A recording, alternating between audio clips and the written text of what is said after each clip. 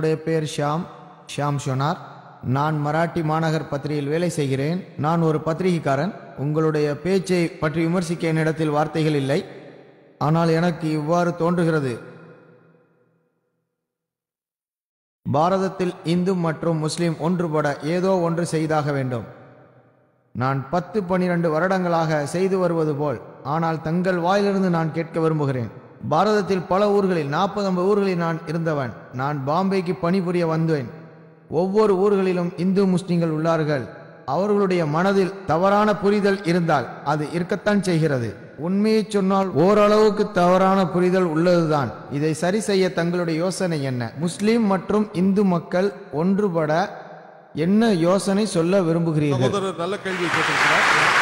அதாவது இந்துக்களையும் முஸ்லிம்களையும் ஒரே மேடையில் கொண்டு வருவதற்கு நான் என்ன ஆலோசனை சொல்லுகிறேன், எப்படி ஒன்று சேர முடியும் என்று அவர் கேட்டிருக்கிறார். இதற்கு என்னுடைய பதில் இதுதான். ஏற்கனவே நான் இந்து மதத்திலும் இஸ்லாமிலும் இருக்கும் ஒற்றுமைகளை பற்றி பல இடங்களில் பேசியிருக்கிறேன். மும்பையில் பேசியிருக்கிறேன், சென்னையில் பேசியிருக்கிறேன், இந்தியாவின் பல பகுதிகளில் பேசியிருக்கிறேன். இதையெல்லாம் வைத்து பார்க்கும் பொழுது என் பேச்சை கேட்டவர்கள் 10,000-க்கும் மேற்பட்டவர்கள் மும்பையில், 20,000-க்கும் மேற்பட்டவர்கள் சென்னையில், பல ஆயிரக்கணக்கான மக்கள் மற்ற இடங்களில். அதில் முஸ்லிம் அல்லாதவர்கள் அநேகர் கலந்து கொண்டார்கள். ஆயிரக்கணக்கான இந்துக்கள் கலந்து கொண்டார்கள். நிறைய பேர் என்னிடம் சொன்னார்கள், சகோதரர் ஜாக்கீர், என்னிடம் ஒரு நபர் சொல்கிறார், இந்து மதத்தை பற்றி 40 ஆண்டுகளாக எனக்கு தெரியாத பல விஷயங்களை இந்த 4 மணி நேரத்தில் நான் கற்றுக்கொண்டேன் என்றார். நான் இந்த விஷயத்தில் குரானை பின்பற்றுகிறேன். சூரா ஆல இம்ரான் அத்தியாயம் 3 வசனம் 64. உங்களுக்கும் எங்களுக்கும் இடையே உள்ள பொதுவான விஷயத்தின் பக்கம் வாருங்கள். குரானில் முதல் விஷயம் இறைவனை தவிர வேறு யாரையும் வணங்கக்கூடாது. ஒன்று புரிந்து கொள்ளுங்கள், சமய நம்பிக்கைகளுக்கு இடையே நடக்கும் உரையாடலில் எனக்கு நம்பிக்கை இல்லை. இந்து ஒன்றுதான், முஸ்லிம் ஒன்றுதான், கிறிஸ்டியன் ஒன்றுதான், இதெல்லாம் உண்மை இல்லை. இந்துவை முஸ்லிமாக என்று கேட்டால் அவர்கள் மறுப்பார்கள். முஸ்லிமை கிறிஸ்டியன் ஆகுங்கள் என்று சொன்னால் அவர்கள் மறுப்பார்கள். பாதிரியாரை இந்துவாக மாற சொன்னால் அவர் மறுப்பார். எல்லாமே ஒன்றுதானா? எல்லாம் ஒன்றல்ல. வித்தியாசங்கள் இருக்கிறது, ஒற்றுமை இருக்கிறது. அதை நாம் ஒப்புக்கொள்ள வேண்டும். பொதுவான விஷயங்களில் அனுசரித்து போவது தவறில்லை. வித்தியாசங்கள் ஒரு ஓரமாக இருக்கட்டும். நான் என்ன சொல்கிறேன், எல்லா வேதங்களையும் எடுத்து பார்ப்போம். பகவத்கீதையாக இருக்கட்டும், வேதமாக இருக்கட்டும், உபனிஷதாக இருக்கட்டும், பைபிள், குரான், இதில் இருக்கும் பொதுவான விஷயங்கள். வித்தியாசங்களை தூரம் வைத்து பிறகு பேசுவோம். ஆனால் பொதுவான விஷயங்களை பின்பற்றுவது தவறு ஏதும் இல்லையே. நான் பேசும் பொழுதெல்லாம் பல ஒற்றுமைகளை நான் காட்டியிருக்கிறேன். பல ஒற்றுமைகள், என் வீடியோ கேசட்டுகளை போட்டு பாருங்கள். இங்கு பல பேருக்கு அவர்கள் மதத்தை பற்றி தெரியவில்லை. இந்துவுக்கு இந்து மதத்தை பற்றி தெரியவில்லை, முஸ்லிம்களுக்கு இஸ்லாத்தை பற்றி தெரியவில்லை. பல முஸ்லிம்களுக்கு இஸ்லாத்திற்கும் இந்துக்களுக்கும் ஒற்றுமை இருக்கிறது என்று புரியவே இல்லை. அநேகர் என்னை தாக்குவதற்காக வந்தார்கள். என்ன முட்டாள்தனமாக பேசுகிறீர்கள், இந்துவும் முஸ்லிமும் ஒன்றா? இருக்கவே முடியாது. ஆனால் என் பேச்சை கேட்ட பொழுது அதிர்ச்சி அடைந்தார்கள். என்னை தாக்க வந்தவர்கள் என் பேச்சுக்கு உடன்பட்டார்கள். அதே போல பல இந்துக்களும் வந்தார்கள். இதில் தெரிவது என்னவென்றால், பொதுவாக இருப்பதை நாம் பின்பற்றுவோம். இதில் முதலாவது, நாம் இறைவனை தவிர வேறு யாரையும் வணங்க மாட்டோம். இதுதான் பொதுவான விஷயம். இதை பற்றி நிறைய குறிப்புகள் உள்ளன. வேதங்களில் இருந்து குறிப்புகள் கொடுக்கலாம், பகவத்கீதையிலிருந்து கொடுக்கலாம். இப்பொழுது நான் கூறுவது சந்தோக்கியா உபனிஷத் அத்தியாயம் 6 பகுதி 2 வசனம் 1. இறைவன் ஒருவர் தான், மற்றொருவர் இல்லை. ஸ்வேதா ஸ்வேதர் உபனிஷத்தில் அத்தியாயம் 6 வசனம் 9. அதன் பொருள் வேறு கடவுள் இல்லை, அவருக்கு பெற்றோர் இல்லை. இவை சமஸ்கிருத குறிப்புகள்.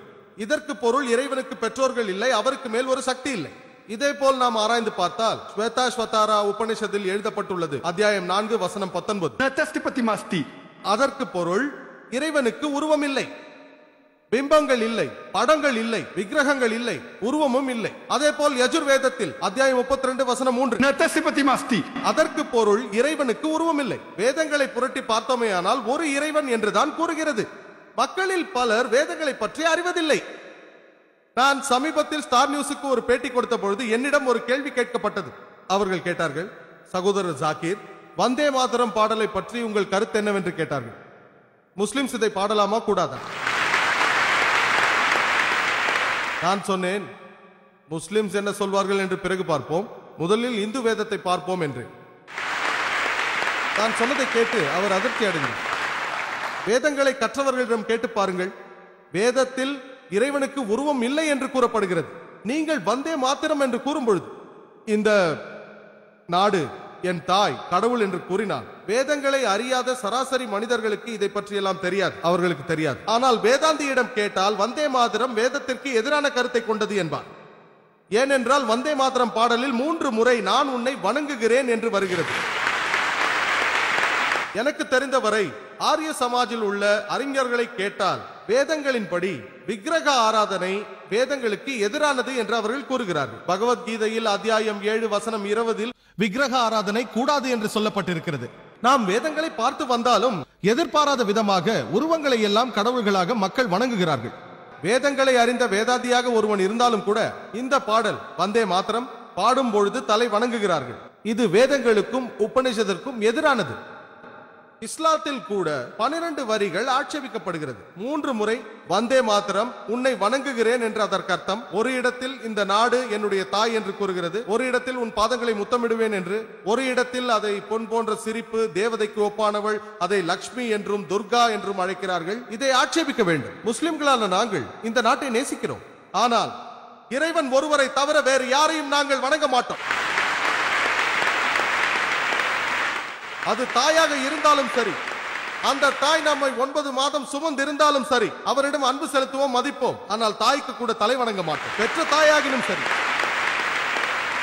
எல்லாம் வல்ல அல்லாவிற்கு பிறகு நாங்கள் மதிப்பும் மரியாதையும் செலுத்தக்கூடிய ஒரே மனிதர் நாங்கள் தீர்க்கதரிசிக்கு கூட தலை வணங்க மாட்டோம். தீர்க்கதரிசி அவருக்கு சமாதானம் உண்டாகும்.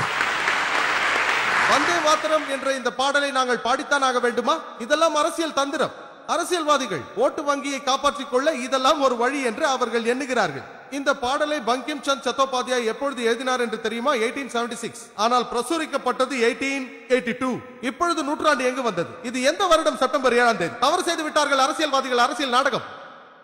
அது மட்டுமல்ல, சவுதி அரேபியாவில் வாழும் முஸ்லிம் அவனுடைய நாடான சவுதி அரேபியாவுக்கு தலை வணங்க மாட்டான். பாகிஸ்தானில் வாழும் முஸ்லிம் பாகிஸ்தானிற்கு தலை வணங்க மாட்டான். அது குற்றம். இதற்காக இந்தியாவில் இருக்கும் முஸ்லிம்களுக்கு தேசபக்தி இல்லை என்பதா? அது எங்கள் மார்க்கம்.